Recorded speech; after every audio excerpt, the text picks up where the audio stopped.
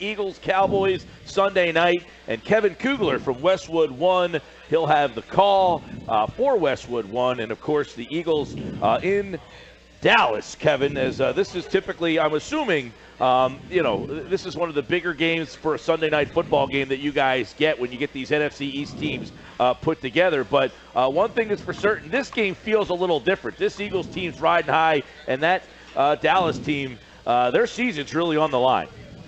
No, there's no question about it. This game feels like a must-win for the Dallas Cowboys, because if they don't win this game, I mean, look, the Eagles already have a pretty good hold on this division, but if Philadelphia can get a win over Dallas and push them down to 5-5 after 10 games, no Ezekiel Elliott till late December, feels like pretty much the end of the road for the Dallas Cowboys. And I know that would really pain Eagles fans if they were able to put a stake in the Cowboys' season this year with a win on Sunday night. But I do think it's that critical. You've got a short week the next week with Thanksgiving. Dallas is at a real crossroads right now, and if the Eagles win this game, it may be all she wrote for the Cowboys.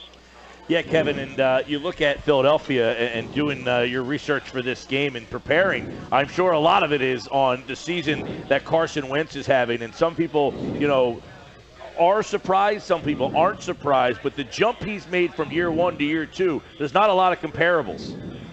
No, there really aren't. I mean, he is right now in the upper echelon of quarterbacks in the National Football League, and that's something that I don't know anybody expected to be made this soon. I think we all saw glimmers last year that he was going to be a pretty special quarterback. I'm not saying that this is a huge surprise that, oh my gosh, Carson Wentz is good. But Carson Wentz is borderline great right now. And I think that's the biggest surprise of all, is that here's a guy who was so under the radar in college, then became a big-time prospect, and now is in the upper echelon of quarterbacks in the National Football League in just his second year. It's been a remarkable climb, but one that, you have to look at right now, and you have to put him in that conversation with great quarterbacks. And if he can continue to play the way he's playing and propel this team the way he has towards who knows what in this season, that's only going to solidify him as one of the best of a good crop of young quarterbacks that's starting to develop in this league. A league that desperately, by the way, needed to have some young quarterbacks step up as the old guard starts to fade away. Kevin Kugler with us. Kevin, how do you think the Cowboys are playing to the national audience right now? Of course, all kinds of upheaval with the Ezekiel Elliott situation. Now they have a couple guys injured, but the quote-unquote saying always goes true, right? They are America's team. How do you think they're playing right now to that national audience and the interest out there?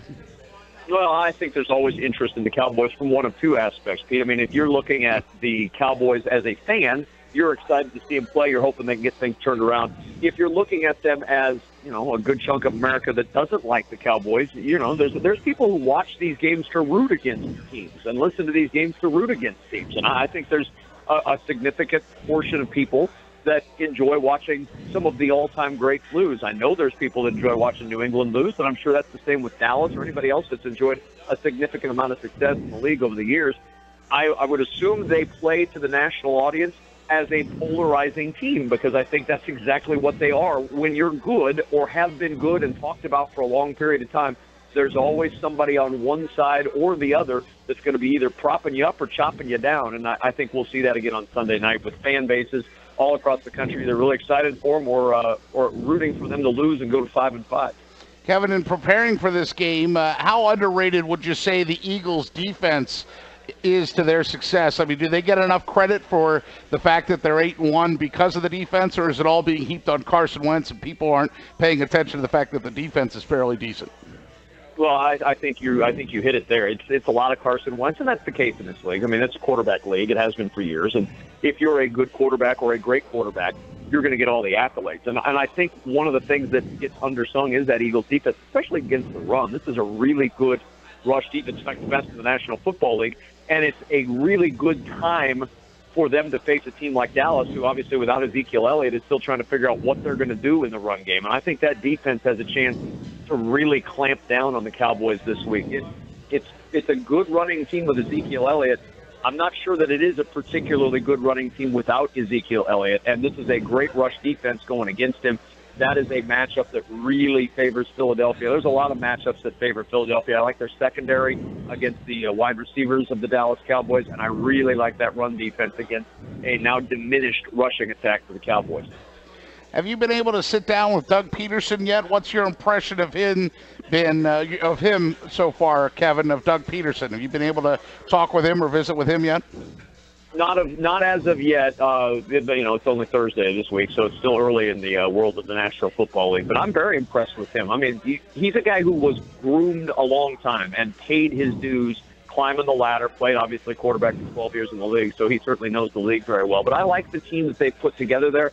I like the way he coaches them, and I like the way he develops the quarterback. And I think that's really the biggest thing that you can judge Doug Peterson on right now is how is he going to continue to develop Carson Wentz, because that's an important aspect of this team. You've got to develop this quarterback, continue to help Carson Wentz grow, and if he's able to do that and they have the success that I think will come as he develops as a quarterback, I think you'll have to judge this a successful tenure no matter where they go from here. I really like the way the Doug Peterson reign or the Doug Peterson era has started in Philadelphia.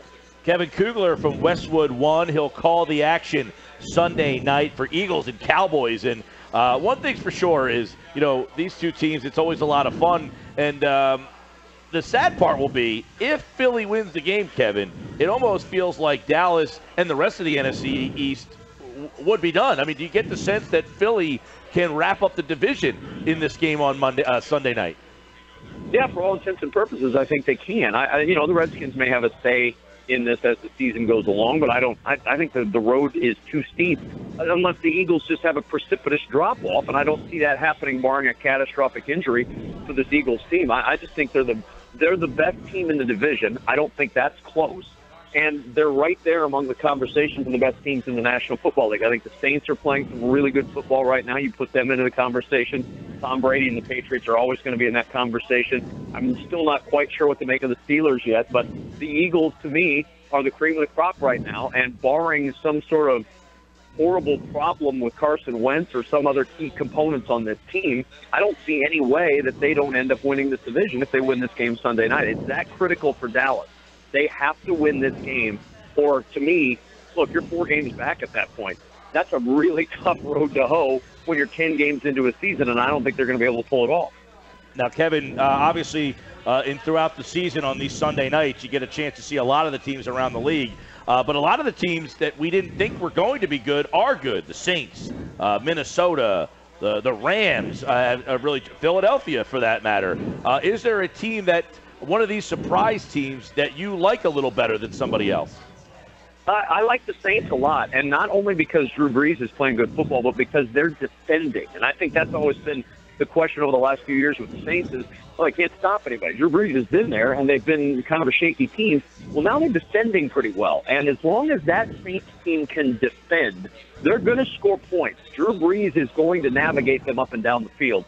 The fact that they can stop teams now is, to me, really impressive. And the other team that stands out, of course, is the Rams. I mean, you talk about the impact coaching can make when we talk about Doug Peterson and what he's been able to do as far as maneuvering Carson Wentz through the early stages of his career. Look at the change in coaching and how that has affected Jared Goff as he started his career off on the wrong foot and now appears to be the quarterback that everybody thought he could be when he was drafted first in that draft 2 years ago. I'm really impressed with how that team has been coached this year, and not as somebody who's not a coach, I can usually not, I'm not going to sit here and discern how they're doing things in the locker room because I'm not in there, but I can certainly discern how a guy looks different from year 1 to year 2, and I really do believe, even at this level, coaching makes a big difference. And I think the best example of that in the league this year is what's happening in Los Angeles. You get the right coach in the right situation with the right quarterback, and a big, big step can be made, and that's what's happened in L.A. Kevin, before we let you go, let me put you on the spot a little bit about the facilities at Jerry World. Everybody touts that building as one of the most impressive buildings in the National Football League. You've called games at Lincoln Financial Field. I've run into you in the press box there. You've called games in Texas for the Cowboys. How do the facility? Because Eagles fans will take any chip we can get. So tell us how they compare. Tell us they stink. Tell us they're terrible. Tell us it's so far from the field you can't see the numbers or something like that.